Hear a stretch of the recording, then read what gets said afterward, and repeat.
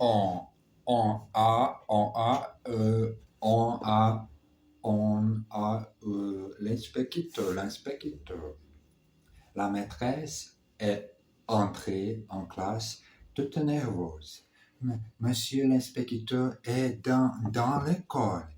Elle nous a dit, je compte sur vous pour être très sage et faire une bonne impression. Nous ont promis qu'on se tiendrait bien. De là, la maîtresse a tort de s'inquiéter. Nous sommes presque toujours sages. Je vous signale, a dit la maîtresse, que c'est un nouvel inspecteur.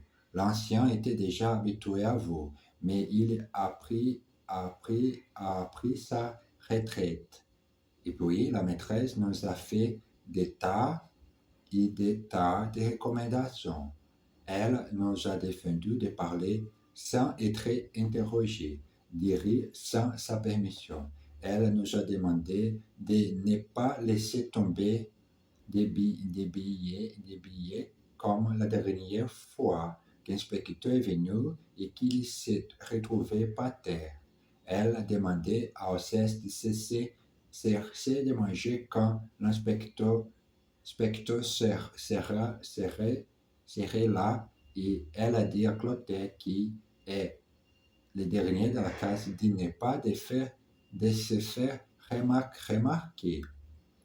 Quelquefois, je demande si la maîtresse ne nous prend pas par peau de guignol, mais comme on l'aime bien, la maîtresse, on lui a promis tout ce qu'elle a voulu. La maîtresse a regardé pour voir si la classe et nous étions bien propres. Et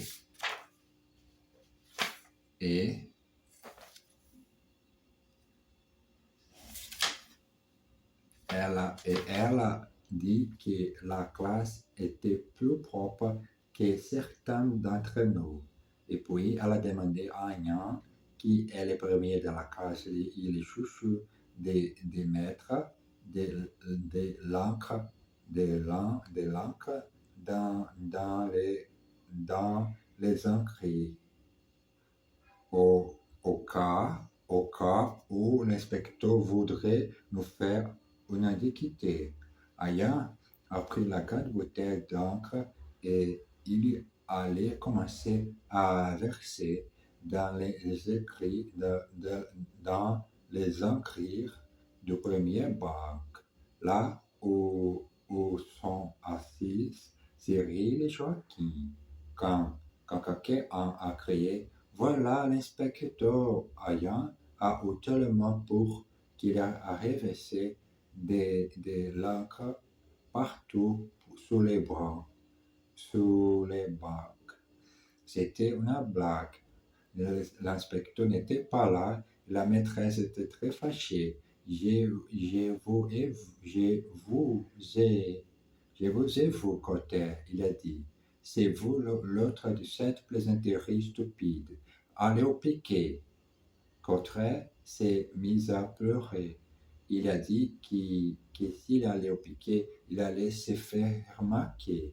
L'inspecteur allait lui poser des tas de questions et lui, il ne savait rien et il allait se mettre à pleurer et que ce n'était pas une blague et qu'il avait vu l'inspecteur passer dans les cours avec le directeur. Et comme c'était vrai, la maîtresse a dit que bon, ça allait pour cette fois-ci. Ce qui était embêtant, c'est que le premier banc était tout plein d'encre. La maîtresse a dit alors qu'il fallait passer ce banc derrière un rang, là où on ne les verrait pas. On s'est mis au travail et ça a été une drôle d'affaire parce qu'il fallait remuer tous les bancs et on s'amusait bien. L'inspecteur est entré avec Le directeur, on n'a pas eu à se lever parce qu'on était tout debout et tout le monde avait l'air bien étonné.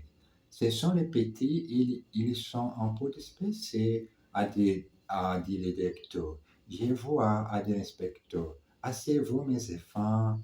On s'est tous assis et comme nous avions retourné leur bac pour les changer de place, Cyril et Joachim tournaient les dos au tableau. L'inspecteur regardait la maîtresse et il lui demandait si ces deux élèves étaient toujours placés comme ça.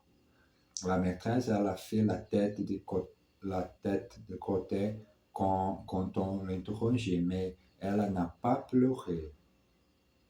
Un petit incident, elle a dit. L'inspecteur n'avait pas l'air très content. Il y avait de gros soucis pour tout près des yeux. Tout près des yeux. Il, il faut avoir un peu d'autorité, il a dit. Il faut avoir un peu d'autorité, il a dit. Alors, mes enfants, mettez ces banques à sa place. On s'est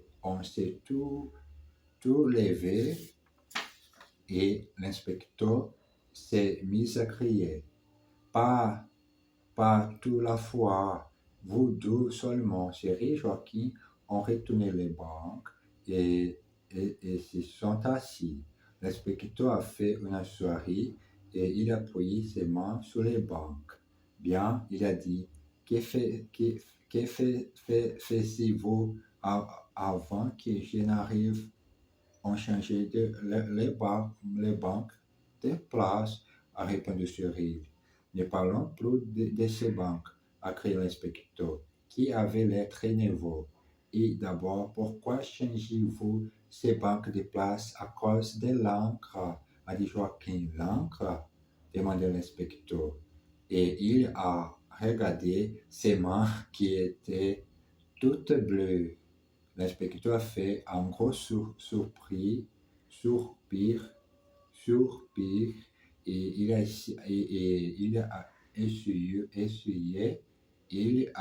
essuyé ses doigts avec un mouchoir. Nous, on avoue que l'inspecteur, la maîtresse et le directeur n'avaient pas l'air de rigoler. On a décidé de traiter le message. Vous savez, je vois qu'aucune nuit avec la discipline, dit l'inspecteur à la maîtresse. Il faut user d'un peu de psychologie élémentaire. Et puis, il s'est tourné vers nous avec une grande soirée et il a éloigné ses sourcils de ses yeux. Mes enfants, je veux être votre ami. Il ne faut pas avoir peur de moi. Il ne faut pas avoir peur de moi. Je sais que vous aimez vous amuser. Et moi aussi, j'aime bien rire. De l'air tenez. Vous connaissez l'histoire du dessous? Vous connaissez l'histoire du dessous? Un sourd dit à l'autre, tu vas à la pêche? Et l'autre dit, non, je vais à la pêche. Alors, le premier dit, ah bon, je croyais que tu allais à la pêche. C'est dommage que la maîtresse nous ait défendu de rire sans sa permission, parce qu'on a eu un mal fou à se retenir. Moi, je vais raconter l'histoire ce soir, papa. Ça va les faire rigoler. Je suis sûr qu'il ne la connaît pas. L'inspecteur, qui n'avait besoin de la permission de personne, a beaucoup ri, mais comme il avoue que personne ne dit rien dans la classe, il a remis ses soucis en place. Il a toussé, il a dit, bon, assez ri au travail. Nous étions en train d'étudier la fable, a dit la maîtresse, les corbeaux et les renards. Parfait, parfait, a dit l'inspecteur. Et bien continué. La maîtresse a fait semblant de chercher au hasard dans la classe. Et puis, elle a montré Anna du doigt. Vous, Anna, citez-nous la fable. Mais l'inspecteur a levé la main pour permettre, il a dit à la maîtresse. Et puis, il a montré au contraire. Vous, là-bas, dans le fond, citez-moi cette fable. Crottet a ouvert la bouche et il s'est mis à pleurer. Mais qu'est-ce qu'il y a demandé l'inspecteur. La maîtresse a dit qu'il fallait excuser Clotet, qu'il était très timide. Alors, c'est Ruff qui a été interrogé. Ruff, c'est un copain de son papa, il est agent de police. Ruff a dit qu'il ne connaissait pas sa femme par cœur, mais qu'il savait à peu près après de quoi il s'agissait et il a commencé à expliquer que c'était l'histoire d'un cabot qui tenait dans son bec, un roquefort. Un roquefort, demanda l'inspecteur, qui avait l'air de plus en plus étonné. Mais non, a dit Alceste, c'était un camembert. Pas du tout, a dit Ruff. Le camembert, le cabot, il n'aurait pas pu le tenir dans son bec. Ça coule, et puis ça sent pas bon. Ça sent pas bon, mais c'est chouette à manger, répondit Alceste. Et puis, ça ne faut rien dire. Les savons, ça sent bon, mais c'est très mauvais à manger. J'ai essayé une fois. Bah, dit Ruff, tu es bête. J'avais dit à mon papa de donner des tas de contraventions à ton papa. Et ils se sont battus. Tout le monde était levé et criait. Sauf Clotet, qui pleurait toujours dans son coin, Yana, qui était allé au tableau et qui récitait les cabots et les renards. La maîtresse, l'inspecteur et le directeur criaient assez. On a tout bien rigolé. Quand ça, quand ça s'est arrêté et que tout le monde s'est assis, l'inspecteur sortit son mouchoir et il s'est essuyé la figure. Il s'est mis de l'encre partout et c'est dommage qu'on n'avait pas le droit de rire parce qu'il faudra se retenir jusqu'à la récréation et ça ne va pas très facile. L'inspecteur s'est approché de la maîtresse et il lui a serré la main. Vous avez toute ma sympathie, mademoiselle. Jamais, comme aujourd'hui, je ne me suis aperçu à quel point notre métier est un sacerdoce. Continuez, courage, bravo. Et il est parti très vite avec le directeur. Nous, on l'aime bien, notre maîtresse, mais elle a été drôlement injuste. C'est grâce à nous qu'elle s'est fait féliciter et elle nous a tout mis en retenue.